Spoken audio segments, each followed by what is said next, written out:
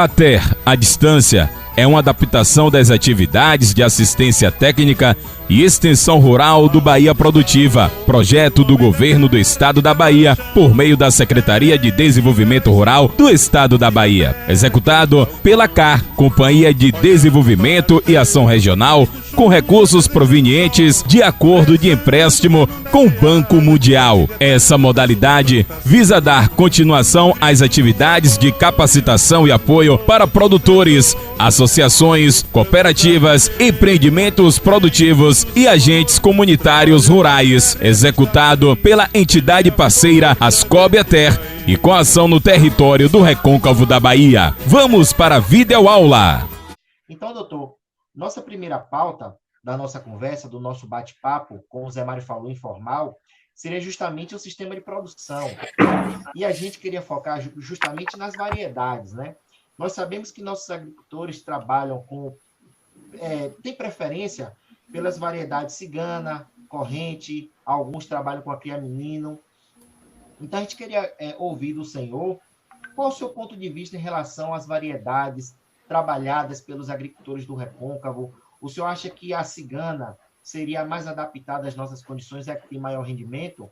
Eu pego a deixa também para trazer ao senhor que lá no nosso município de Nazaré, como o senhor sabe, eles trabalham muito com a variedade Irará, que é uma variedade pouco conhecida aqui na nossa região de Cruz das Almas, de Cachoeira, São Félix, mas é uma variedade que os agricultores de Nazaré estão tendo bons resultados com relação a rendimento de raiz. Eles me relatam que a produção de raiz é bem maior com relação à cigana, por exemplo, e a farinha, ele fica com a textura diferente, com a coloração mais creme. Então, isso é resultado justamente da raiz dessa variedade Irará. Então, a gente queria que o senhor tivesse uma abordagem sobre essas variedades, seu ponto de vista, o que é que o senhor acha dessas variedades que eles trabalham, qual poderia ser melhor, ter maior produtividade em relação às condições que nós estamos de Recôncavo, certo? Ok. Muito bem. Vamos lá. Olha, eu tenho o conhecimento que eu tenho da região Recôncavo, para a gente não estender muito para fora do estado, né, para outras regiões, o que a gente encontra, se, por exemplo, fosse concedido a alguém fazer um levantamento nos municípios do território, não sei se o foco vai ser o território do Recôncavo. É isso? Vamos focar no Recôncavo, né? Muito bem. Vamos focar no Recôncavo. Então, quando você faz esse levantamento, você vai encontrando uma quantidade muito grande de variedades de mandioca. Na verdade, o agricultor tem as preferências, primeiro, vamos dizer, escolhas em função, por exemplo, do peso da farinha, do sabor da farinha, né? Que são variáveis importantes, mas, no fim, o que ele quer é a qualidade da farinha ao paladar, né? E, por conta disso, e mais um outro ingrediente fundamental que está presente em quase todas as farinhas que eu conheço no Brasil, chama-se umidade, ou seja, farinha crocante. É isso que dá notoriedade a essa farinha de copioba, não é? Que tem nos 3 municípios, invariavelmente. A gente tem que... o que nós temos de mais precioso no Recôncavo é a farinha de copioba, né? E essa farinha que, nesse conjunto de técnicos, de pessoas que discutem, né, que estão buscando a indicação geográfica, há um consenso de que essa farinha ganhou notoriedade no passado, tem notoriedade no presente, mas teve um começo, que é onde tem ainda a Serra da Copioba e os rios Copioba Sul e Copioba Mirim, que estão nas imediações dos 3 municípios, São Felipe, Maragogipe e Nazaré, mas que se irradiou. É uma farinha que também, no passado, não era só um município desse, era a comarca, no caso, né? Existia a comarca e se agregavam outros municípios, e foram desmembrando. Então, no passado, quando se dizia farinha, Nazaré das farinhas, É interessante, nós temos historiadores que estão apoiando esse trabalho da indicação, e a gente vai ver, então, que essa farinha de copioba ela está em vários municípios que se desmembraram e que o modo de fazer se irradiou. Vê o projeto da Embrapa que dá suporte a esse conjunto que estamos de trabalhos com a Universidade Federal da Bahia, para justamente identificar em observações mais 25, 26 municípios no total que nós encontramos farinha do jeitinho da copioba, espalhados. Muito bem. Nessa questão aí, se eu digo farinha de copioba ganha notoriedade, não é somente de determinada variedade, entendeu? Os dois companheiros aí, Zé Mário e Jefferson. O que a gente percebe é que há uma escolha de variedades diferentes, corrente, correnteza, cigana, né? Que os agricultores dizem, a melhor que eu faço é aqui.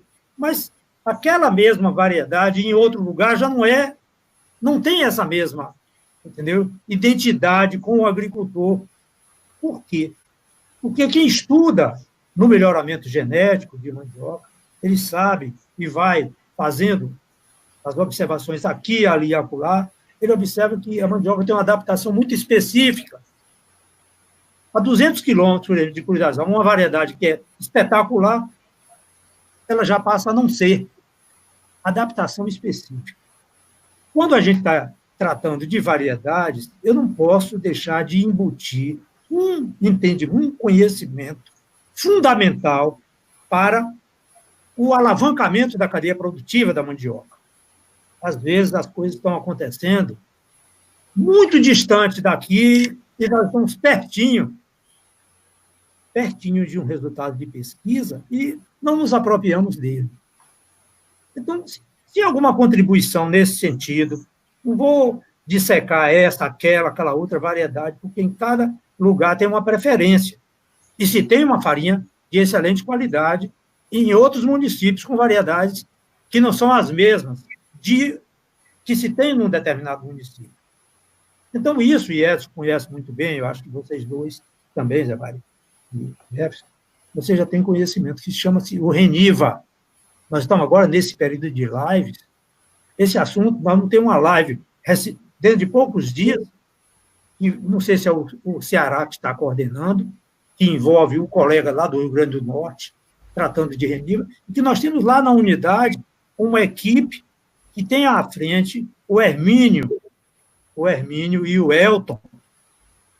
Eu até sugiro que possa ter uma live específica sobre isso aí. Vai ser muito precioso dentro do propósito, né, da Ascob, junto com a CA, com o governo do Estado, em relação à questão da mandiocultura no Estado. Então, nós precisamos fortalecer isso.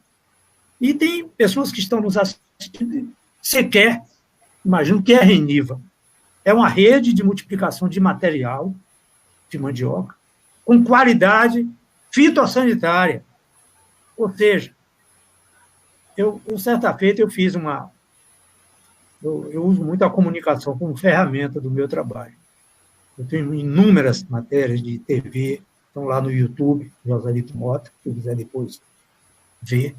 E uma das entrevistas que eu fiz, eu tive eu tive o insight de sair de Cruz das Almas com um tubo de ensaio, com um tubete de plástico, e levei para a Leda Nagli, sem censura. E lá eu também divulgando no Rio de Janeiro para o Brasil, o que hoje, naquele período, foi há cerca de uns 8 anos atrás, me parece, não se tinha ideia do que é o Reniva. O Reniva hoje, ele saiu de lá do trabalho cuidado. Foi concebido o projeto, tem um primeiro reniveiro da história, que está em Macilnílio Souza, alguns de vocês já viram falar, né? E se espalhou no estado, e depois saiu para Sergipe, para Alagoas, Pernambuco, o Nordeste, e o Reniva hoje já está na região Sul, Sudeste e Centro-Oeste. Onde? O que é isso? Essa rede de multiplicação é como se você ir lá eu me referi à lei da Nagli, porque eu dizia, olha, de uma forma assim, bem rasteirinha, fácil de entendimento, eu digo, imagine uma criança que vive na periferia de um município, convivendo com esgoto a céu aberto, com verminoses, outras doenças, e você tira aquela criança, faz exame de fezes, né? Combate a verminose, combate os outros problemas que tem, e você torna a criança saudável. Ou seja, a criança vai revelar o seu potencial genético.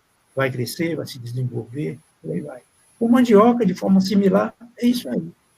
Você tem as variedades, Edson, e você diz, cigana é boa, mas você vai ouvir dos agricultores, e a cigana já produziu muito mais do que produz hoje. Ao longo do tempo, as variedades elas vão perdendo o vigor, diminuindo a produtividade. Olha que complicação que é para você corrigir isso com fertilizante, né? Você quer dar condições à planta quando ela continua doente. É uma doença que não é a doença que mata a planta, mas diminui a vitalidade dela. Quando você faz o trabalho com o Reniva, aí você revitaliza a planta. Ela vai passar por um processo de limpeza, de viroses, né, de fungos, bactérias, vai ficar limpa.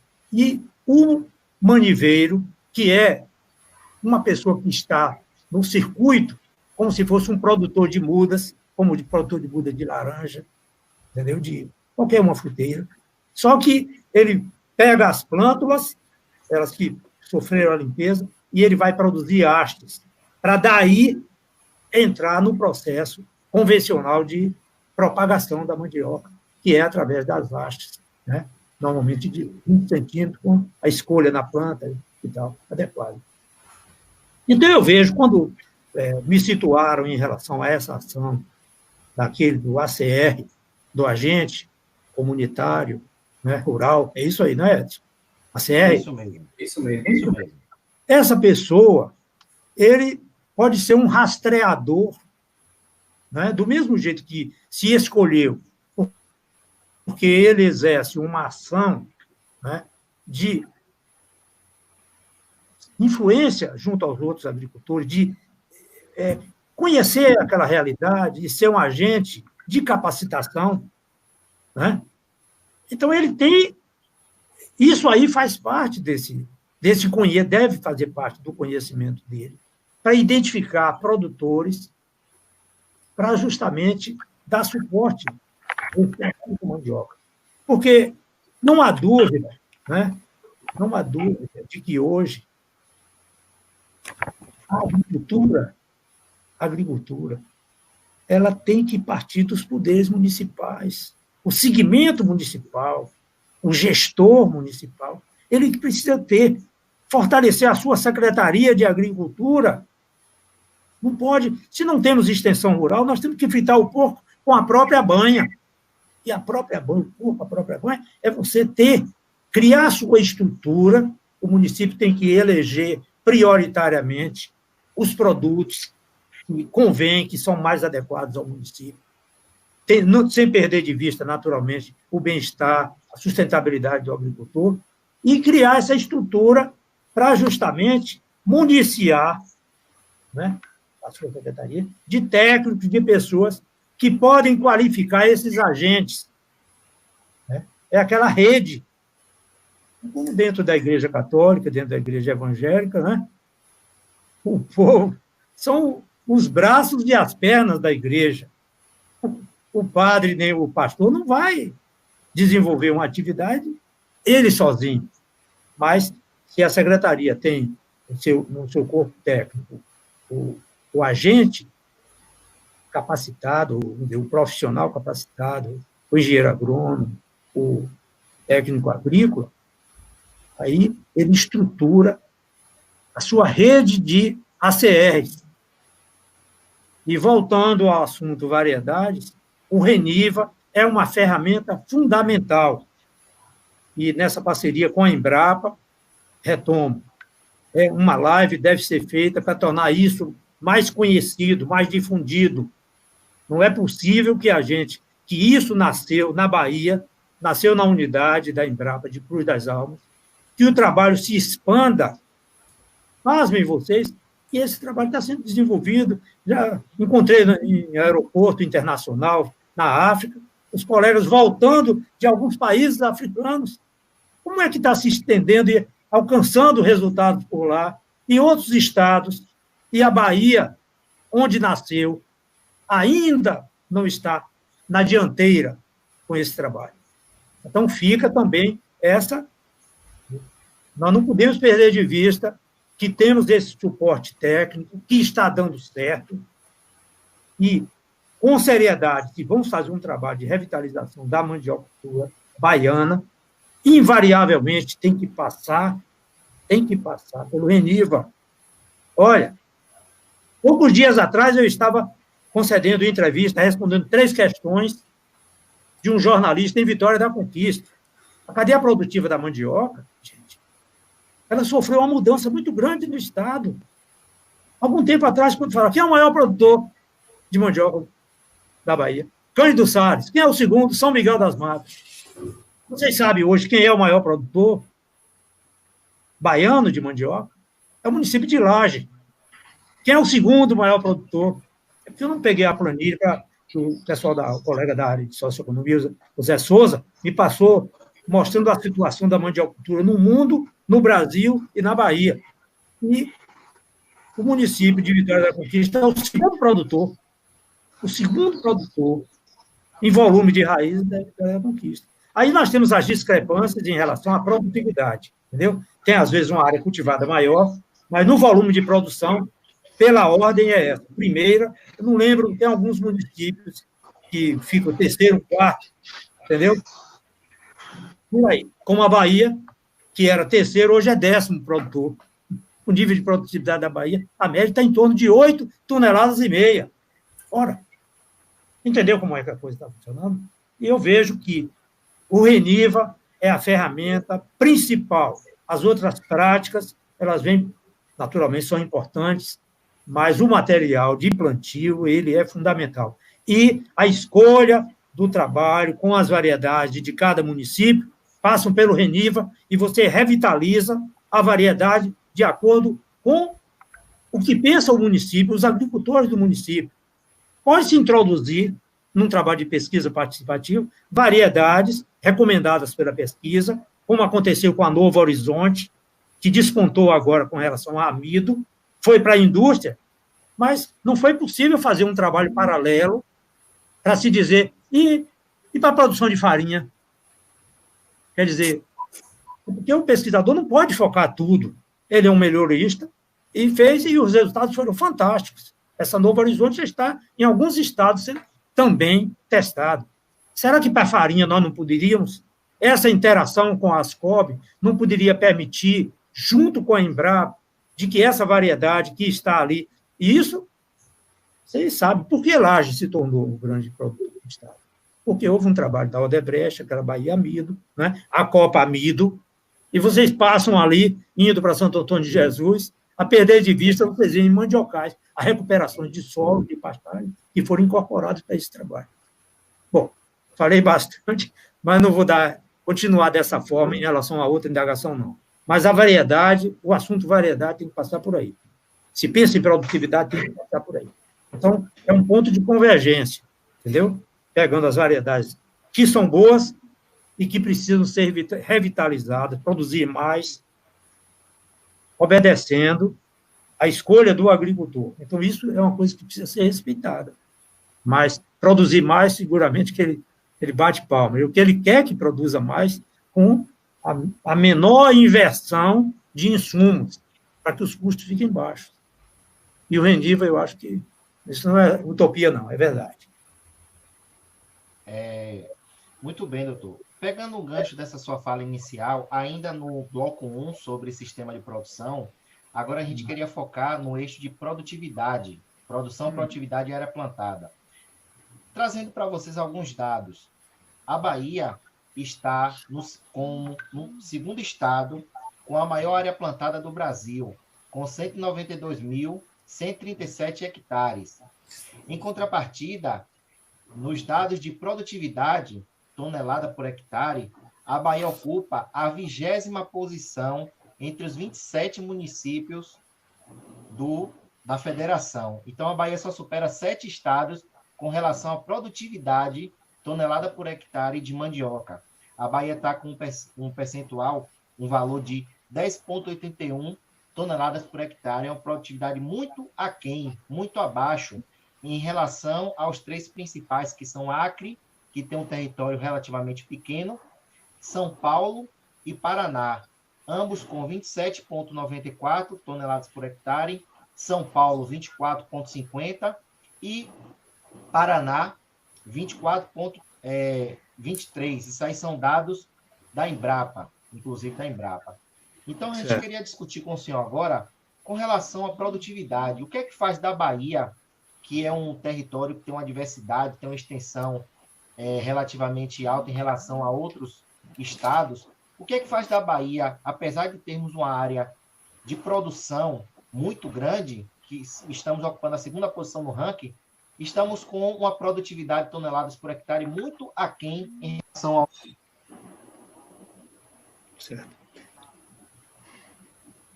Seria por falta de assistência técnica? Seria por questão de solo, manejo e conservação do solo, mecanização, tecnologia? Então, ainda no bloco 1 de sistema de produção, a gente queria discutir isso com o senhor agora. Certo. Veja bem, eu acho que é temeroso a gente atribuir, né, vamos dizer, uma razão única para a gente explicar. Há um conjunto de variáveis que atuam, interagem isoladamente, tem também seu grau de importância. Eu vejo que isso é por conta também da própria natureza da planta, que a mandioca é um camelo vegetal. Eu costumo chamá-la de camelo vegetal. E até, sem ser muito generoso, eu diria que é um cruzamento do boi com o camelo, porque é resistente à seca e tudo se aproveita, nada se perde. Mas por conta dessa condição natural da planta ser resistente à seca, né, aí já vem um descuido na maioria dos produtores, né, de privilegiar outras culturas, deixando a mandioca como última a ser plantada. É lógico que se ela é resistente à seca, mas ela precisa de um período para se estabelecer. Quando você planta a mandioca, você precisa de, pelo menos, os 4 primeiros meses, 120 dias, você precisa que não haja concorrência de ervas daninhas, né? Que você plante no momento certo. Então, quando a gente vai analisar, isso eu estou puxando das conversas que eu tenho com os grupos de agricultores que eu recebo. Então, se você vai plantar milho, plantar feijão, você escolhe as sementes. Se você vai, na hora de plantar, você planta o milho e o feijão, deixa a mandioca por último. Vai escolher o solo, que tem mancha de solo na propriedade, ele sabe. Ele pega as melhores, ele planta milho, planta feijão, que saca dali que não tem muito futuro, lá vai mandioca. Quando é a época das chuvas, eu trabalhei um tempo, onde comecei meu trabalho de extensão em Santa Maria da Vitória, lá, e muitas regiões do sertão, se diz plantar no pó. O que é? O agricultor não precisa consultar o serviço de meteorologia, ele sabe. Vai chover, de hoje para amanhã chove. Essa semana tem que vir chuva. Então, ele vai lá e planta no pó. Ele pega as primeiras chuvas, certo? Então, isso é uma maneira de se aproveitar adequadamente o que a planta precisa. A mandioca também, ela recebendo um bom tratamento no início, ela brota e segue. Mas se deixar por último, aí vem a associação com o tamanho da maniva. A pesquisa já fez e já concluiu. Foram feitos estudos com manivas, a Manaíba, de 5, de 10, de 15, de 20, de 25 e de 30 centímetros. E, dado as nossas condições, porque você não tem uma estabilidade no período de chuva, às vezes vem a chuva, depois ela para. E se chegou à conclusão de que a maniva ideal tem que ter 20 centímetros. Porque com 20 centímetros, a maioria das variedades tem um número de gemas de brotação. Se você planta no início, né, planta já no fim da chuva, e brota, faltou chuva, morre o broto. Então, a maniva que está no solo, ela tem uma outra para brotar. Mas se você planta 5 centímetros e você tem 2 gemas e morre, onde é que ela vai encontrar reserva para brotar mais, se nem a gema de brotação existe? Entendeu como é? Então, nesse plano aí, você tem esse tipo de tratamento, né? E quem salva a lavoura no fim da história é a mandioca. Então, ela é tratada como se fosse a gata borralheira da agricultura. Ora, se você dispensa cuidados melhores, né, na escolha do material de plantio, em plantar no momento certo, então ela vai responder adequadamente. Aí vem, dentro de uma colocação bem rasteira, eu digo assim, o que é que vale mais a pena? Né? Quem é a maior força de trabalho? É o muque? É o braço? Não, é a inteligência. Se você usa bem a inteligência, você vai ter resultados melhores. Quando você, afora esses fatores, você vai ter o quê? Quando você diz por hectare, você está dizendo 10 mil metros quadrados. Se você planta 1 por 1, são 10 mil plantas. Mas se você perde plantas, e perde 3 mil, 2 mil, a produtividade vai ser em cima do que sobra, porque ninguém replanta mandioca. Entendeu, Edson? Ninguém replanta. Então, você vai ter aí um estande de plantas, então a produtividade cai. Então, esses níveis de produtividade que colocam a Bahia nesse patamar, né, vergonhoso, porque a Bahia já teve resultados muito superiores, mas, e aí vem também, você falou, a assistência técnica, porque o agricultor ele precisa estar bem orientado. Então, eu não acredito numa agricultura que você não tenha a organização dos produtores. Se você me disser, Joselito, o final dessa live, o que é que vai sair? Que conteúdo importante, que não fique nada de conteúdo, mas que fique a palavra-chave, que se chama organização. Eu estou indo no fim da live já, está entendendo, Edson? Porque eles precisam se organizar para justamente você compartilhar as experiências. Se esse trabalho do agente de comunitário rural, ele não passar pela organização do agricultor, meu amigo, nós estamos enxugando gelo. Não vai. É preciso que eles se organizem para vocês terem a motivação neles. E a motivação não é somente produzir. O que o agricultor quer é a compensação do esforço de trabalho que ele teve. E essa compensação vai cair com uma luva na área que eu considero que eu tenho um pouco mais de conhecimento, que é a agregação de valor, que lá na frente a gente vai tratar de forma esmiuçada. Então, organizar-se é fundamental. Na hora que se estabelece uma estratégia de que o agente comunitário rural seria esse elemento, perfeito. Mas esse camarada precisa ter o substrato para o trabalho dele. O substrato não é sair de porta em porta, batendo e dizendo o que é que deve ser feito. Não. Tem que ser coletivo. Nós temos que identificar no grupo que a gente está trabalhando, aquele que tem uma motivação maior, que é um agente multiplicador do conhecimento. Eu estudei extensão rural. Minha área de estudo é essa, extensão rural. Extensão rural com concentração e difusão de tecnologia. Então, isso é fundamental. Essa comunicação rasteira, simples, é muito bom para ele. Mas é preciso que, concretamente, na prática, o agricultor ele vista a camisa. É preciso, entendeu? Porque, do contrário, ele vai continuar, coitadinho, produzindo e entregando de mão beijada ao intermediário, que é quem vai ganhar a maior fatia do bolo. Então, o suor dele, o trabalho, o esforço, vai sair pelo ralo. Entendeu aí? É uma maneira que eu enxergo. Nós estamos justamente dentro de uma visão compartimentalizada pelos outros colegas que estão aí. Mas o julgamento que eu faço, pela minha experiência, é de que é preciso que o agricultor se organize, que ele escolha. Não adianta você estar querendo que o rumo dele seja se ele está pensando de outra forma. E organizados, sim, é na organização que você tem a essência de esse Joselito é meio maluco. Porque quando eu vou falar, eu não tenho preferência de dizer ele tem que escolher fulano ou ciclano ou beltrano.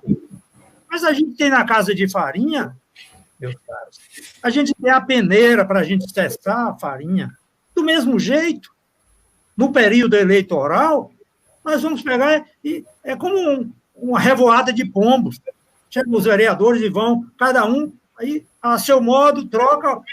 Olha, eu te dou um botijão de gás. Aí você fideliza o voto àquele que deu um botijão de gás. O outro, uma centena de tijolos, não sei quantas telhas, uma receita de farmácia. Mas o agricultor, na comunidade que se organiza, ele vai chegar lá e dizer: olha, tem alguém querendo, então, vamos pegar e trazer aqui para a gente mostrar o que é que a gente pensa e o que é que ele acha. E depois você vai cessar. Porque quem recebe voto, um gado, não sabe de quem recebeu, meu amigo. Mas tem a organização diz: não, a nossa escolha vai ser nesse aqui, esse tem compromisso com a gente. Ele vai trabalhar junto ao poder público municipal para ter um posto de venda dos nossos produtos, que os nossos produtos possam estar na merenda escolar. Isso eu dizia isso há mais de 15, 20 anos, eu falava isso. Depois tivemos o programa da merenda escolar. Foram melhoras, mas isso não acontece em todos os municípios, não. A presença, às vezes, é muito discreta e os agricultores precisam desse oxigênio para continuar a sua labuta. E, no plano político, o vereador que ele escolheu vai ser aquela pessoa que vai defender os interesses dos agricultores. Entendeu aí? A gente não pode desvincular. Não estou querendo inclinar para esse ou para aquele partido. Não, de modo algum. Mesmo os candidatos a prefeito, vamos chegar e ouvir. Para depois o grupo chegar e dizer: olha, estamos fechados aqui. Aí o compromisso passa a existir. Mas se alguém chega e diz: a pior desgraça num país democrático, eu digo assim: olha, vejam bem, só existem 3 momentos na vida em que nós somos verdadeiramente iguais. O primeiro é quando a gente recebe o sopro da vida que Deus nos dá. Todos somos iguais. O segundo é quando a gente vai ao túmulo. Tu és pó e em pó has de te tornar. É o preto, é o branco, é o gordo, é o magro, é o feio, é o bonito. E o terceiro, num país democrático, é o momento do voto. Não existe voto de 1,25, nem de 0,75. Cada um é um voto. É a consciência. E essa consciência, ele tem que ter. Entendeu?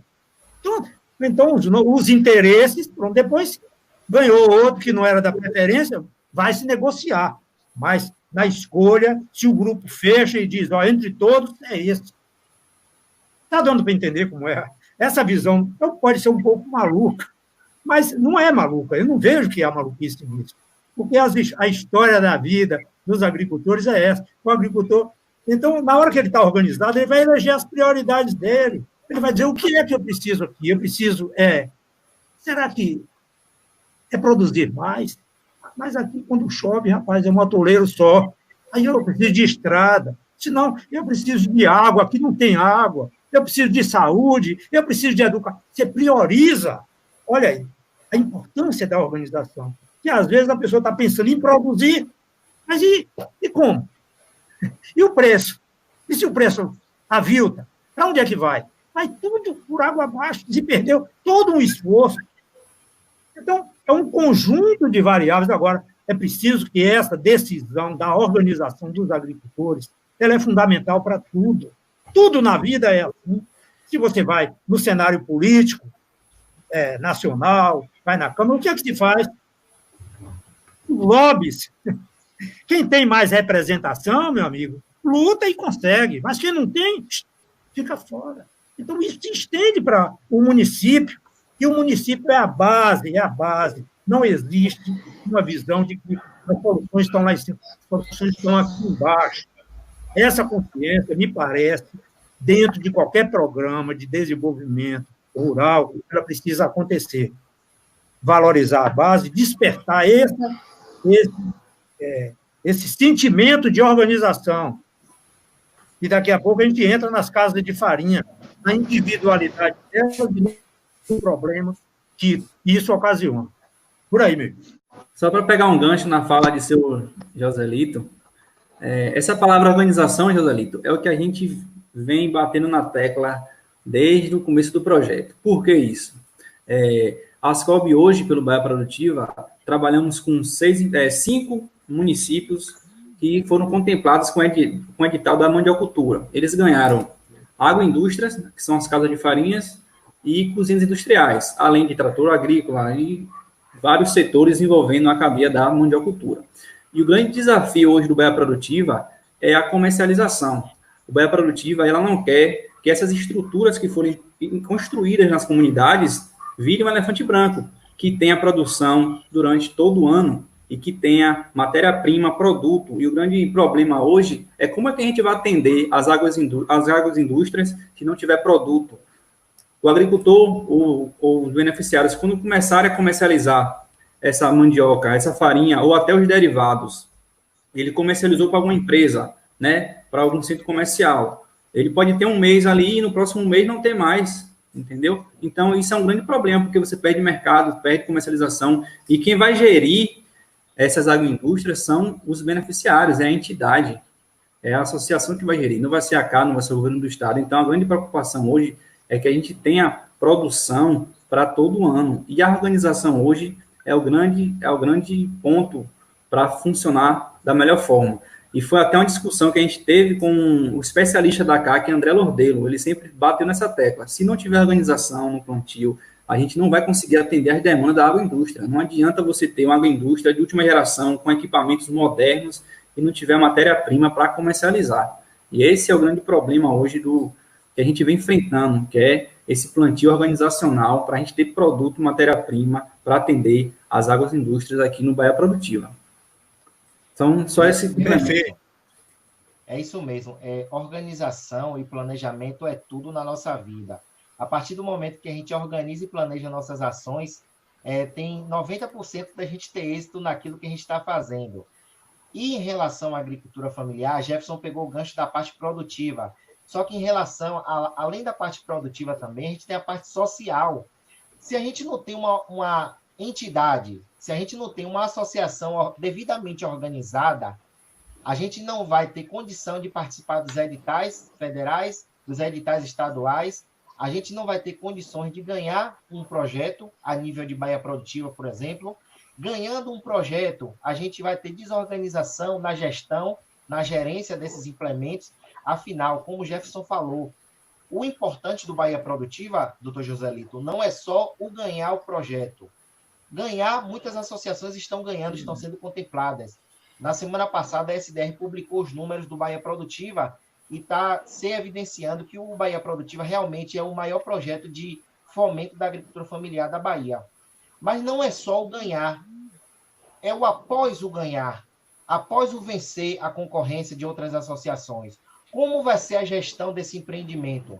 Se uma associação não está organizada, se uma associação não está preparada para receber aquele empreendimento, se não tem uma reunião, se os associados não sabem seus direitos e deveres, se toda a responsabilidade fica em cima do presidente, se quando ir para Salvador para buscar um benefício só ir o presidente e não ir mais ninguém, se está com as certidões de débito positivas, não pode concorrer a nada, se não está no MIROSC, se não tem DAP jurídica. Então, tudo isso parte de organização social, parte de um empoderamento da base familiar rural. O que a gente tem que entender enquanto extensionista, e depois eu vou passar a palavra para José Mário, para complementar, é que a gente tem que empoderar, doutor Joselito, nossos agricultores, porque muitos dos nossos agricultores ficam refém da prefeitura, da Secretaria de Agricultura, de uma entidade de estar resolvendo as coisas por eles. E tudo tem que partir de um empoderamento, de um fortalecimento. Eu sempre costumo falar nas minhas reuniões, nas associações, que a associação é um espaço de fortalecimento, é um espaço de união, de fortalecimento da agricultura familiar, porque a partir de uma união de associados, de pessoas de uma mesma comunidade com o mesmo objetivo, eles conseguem tudo. Agora, como o senhor falou, como o Jefferson falou, além de um sistema de produção estar organizado para a gente ter matéria-prima durante todo o ano, durante todos os meses, durante todas as semanas, para ter a produção, a gente tem que ter organização social, a gente tem que ter a organização das nossas cooperativas, das nossas associações. Se a gente não tem uma associação organizada, a gente não vai ter uma boa gerência, uma boa gestão dos nossos empreendimentos. Aí uma associação ganha uma casa de farinha, ganha um trator, a associação está desorganizada e acontece que depois disso você não tem uma boa gerência, você não tem recurso para pagar os custos, os custeios da casa de farinha e do trator, porque tudo vai ter custo para você ter o encaminhamento daquele empreendimento. E aí, o que é que vai acontecer? Vai virar um elefante branco, o recurso pode voltar para o governo do estado e a associação que ganhou um projeto não vai ter nada. Então, é triste, é lamentável. E a gente, enquanto extensionista, que trabalha com a TE diretamente na base, a gente tem que focar muito organização e planejamento. Tem que andar casado.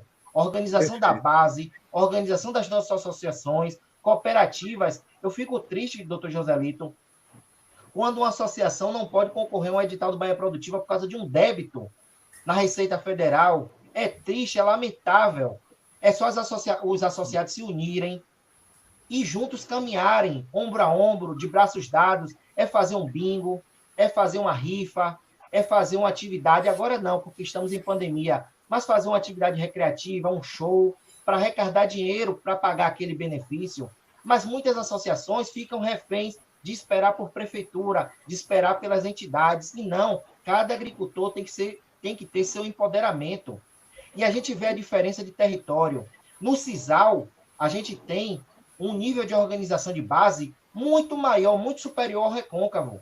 A gente tem que trabalhar isso na nossa extensão, organizar nossos agricultores, empoderar nossos agricultores, dizer que eles têm poder de decisão, dizer que eles podem conseguir, mas para isso a gente tem que empoderar esse povo.